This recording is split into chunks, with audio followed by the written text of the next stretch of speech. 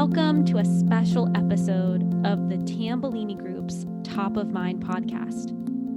Today, we are joined by Vicki Tambellini, the founder and CEO of the Tambellini Group. We are going to hear Vicki's predictions for higher ed tech in 2021. Welcome to the show, Vicki. Thanks, Katelyn. I'm glad to be here. Why don't we start by setting the stage of what's happening right now in U.S. higher education? What's going on at these institutions right now, Vicki? Katelyn, it's unbelievable the kinds of challenges that our institutions are facing in the U.S. And of course, the place I think we need to start is getting some perspective. And it's not the same for every institution, because we have so many different kinds of institutions. They're all different sizes, they're in different parts of the country, and the experiences are very different. So first of all, the size of the institution matters, the type matters, and the geography is also important. We have large public four-year institutions, we have research institutions, we also have private not-for-profit liberal art institutions, as well as public two-year and for-profit institutions. So I think when we and others, and when we think about higher education, it's important to understand that not every institution is the same, and we want to be considerate of the fact that the challenges that institutions face can be very different. But in almost every case, the conversations that we have, we find that in the last 6 months in particular, people are overwhelmed.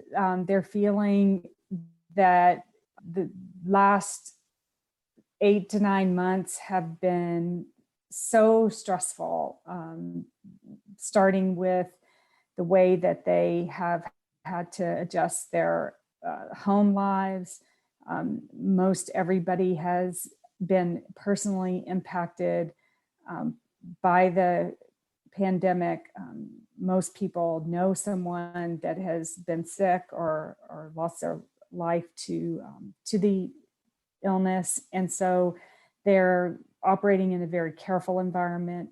They've had to change the way that they work, and it's impacted their staff. And so it's created an environment of high stress, and no matter what else is going on, we want to acknowledge that at the root of all of our work, we have people that have to, be considered in everything that we do. So the environment that we're working in U.S. higher education is extremely stressful right now, everywhere.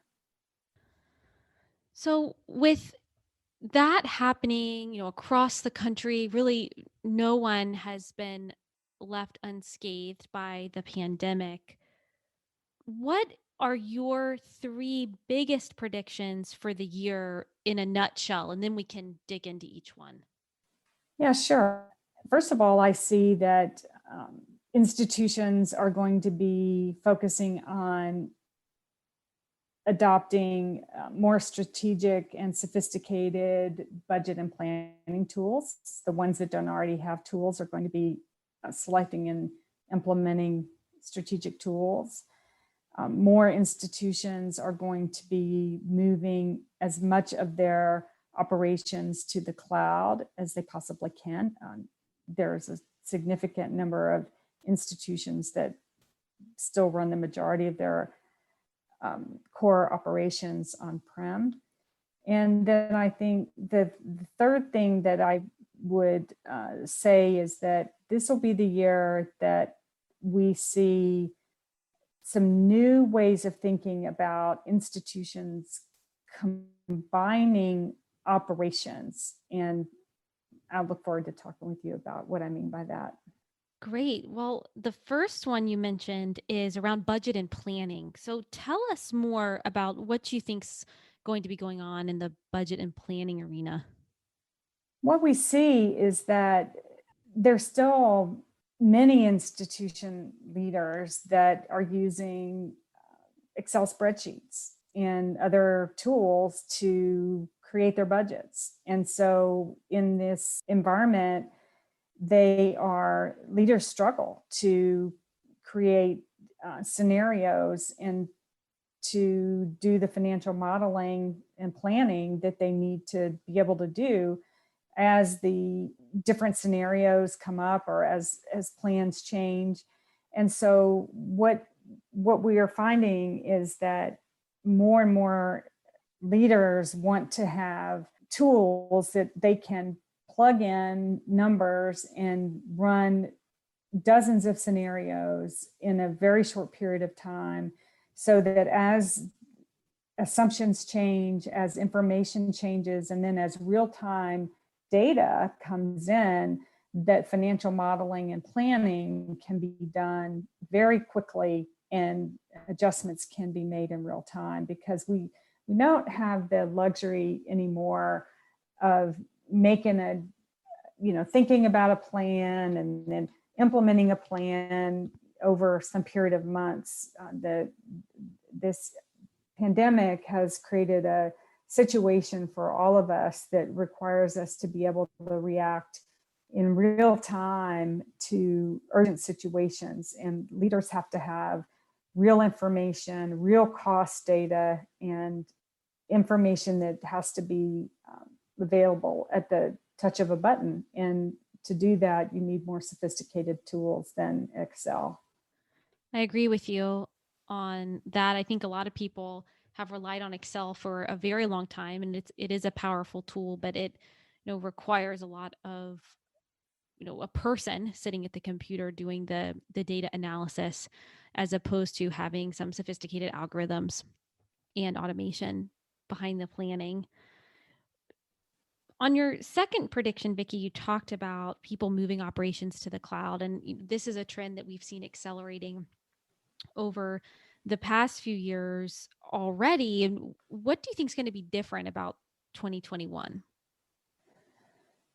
What we saw last year was that institutions realized that when it wasn't safe to have a large number of workers in a small space, or when it was required that the people work from home, there were simply operations that either couldn't be done or couldn't be done in a timely manner. And there was also a realization that more risk was then put into the operation than would normally be acceptable. And so the institutions that we've been talking with about this understand and realize that the way to mitigate these risks over the long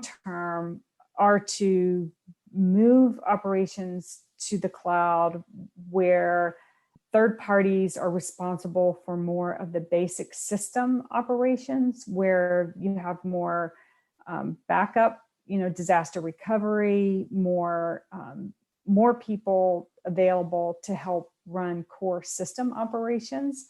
And I think that there's been an acknowledgement of that for some time, but there hasn't been the level of urgency that has now been acknowledged as a result of what we've been through in the last year. So regardless of whether the institutions are actually running, in many cases, in fact, the majority of US institutions in terms of the core systems of record are still running legacy applications. So for those institutions, we're really talking about, for the most part, lifting and shifting legacy on-prem applications to run in basically a hosted managed services environment. I'm not saying that I think that those institutions are all of a sudden going to replace those applications with SaaS-based solutions, because I don't think they will in the near term. I think they're just looking for ways to mitigate the risk of having to have all the staff and equipment, and the staff to run the equipment on-prem that they've had in the past, because of the risks that they realized were real when everyone had to go home. So that's quite a big job to move all of these legacy applications to the cloud. Do you see some applications being prioritized over others? Yeah, I think that what we are seeing is that the systems of record, core systems like, for example, payroll systems, systems with the most secure data that the institution's responsible for. Those are the kinds of applications that institutions are tending to review first, because of the nature of the information that's held in those systems, and the criticality of those systems needing to be available, up and running and available on a consistent basis. So yes, those are the ones that we see institutions thinking about moving first. And for your third prediction, you left us with a little bit of mystery around what you're thinking about with adoption of new technologies. So let's dig into that one. What did you mean? Well, what I'm thinking about there is more combinations of institutions, and what I'm thinking there is that there have been a number of people that are saying that institutions are going to go out of business, or that institutions are going to close, and I wouldn't debate that there are a number of institutions that are at risk for that, but what we're hearing and seeing is that there are conversations that are taking place among very thoughtful leaders about how institutions can combine operations to stay successful, to stay relevant, and to continue to serve students. So that's one way that we're seeing institutions think about remaining viable. So, for example, 2 or 3 or 4 institutions that maybe independently might not have the best long-term outlook individually, but maybe by combining operations, they may have similar. They may attract just similar students. They may have programs that might be complementary, or maybe some overlap. So, for example, they could reduce some staffing in some areas. They could combine their administrative operations, for example, and reduce the overhead of running the institution if they combined their operations. We're seeing those kind of conversations taking place. And we're also seeing on the public side, institutions thinking about how they can combine to share, selecting common platforms, and for the first time, really seriously looking at how they can take advantage of common environments in sharing human resource knowledge across the public institutions. I mean, for some years now, we've seen where it's been mandated, institutions combining operations. But now we're understanding and seeing, even where it's not mandated, that many public institutions are talking about how they can be better stewards of public funds and sharing operational efficiencies, which is a very positive thing. And then another area is there are 2 other twists on this that are also are being explored by institutions. That is consortiums, right? Where consortiums are coming together to share some subset of their operations. So, for example, the Green Mountain Consortium is an example of where we've seen institutions come together. 3 institutions came together to combine their ERP operations they selected a common platform, and they are moving forward. They're working together. They have a shared operations center, and they're using a common platform to run their systems of record. And then a different example, but also another example of the way we see institutions working together to share resources and save money.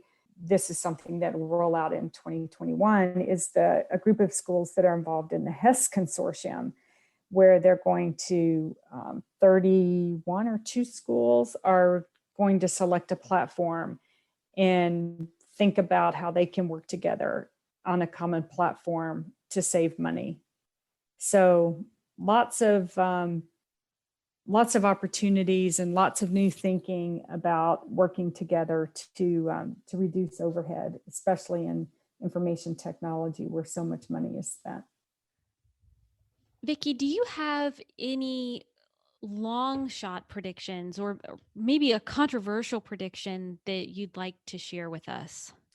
Well, this is one I think you can also maybe you want to weigh in on.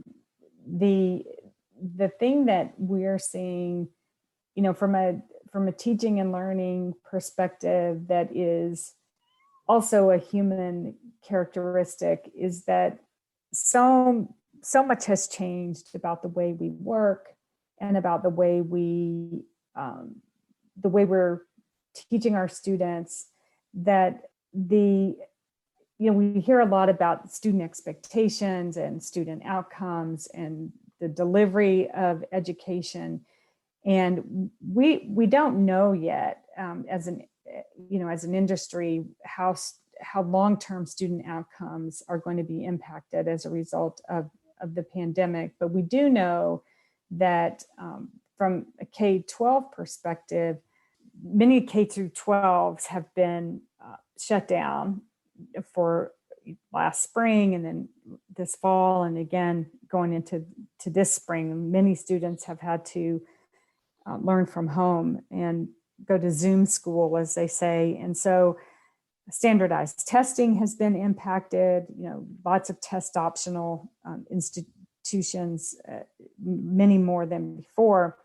And so students are rethinking the experience that they want. If they've been online for their junior and senior year, or maybe all of their senior year, will that impact the way that they want to experience higher education? Or if their entire freshman year, for example, was online, will they go back? Will they pay the full tuition for a second year of online education? Or are we going to start to see some attrition to more online programs? And so I think that we'll start to see, the numbers will start to show more movement in students to more online programs where they can save money by doing more work online. And the institutions that have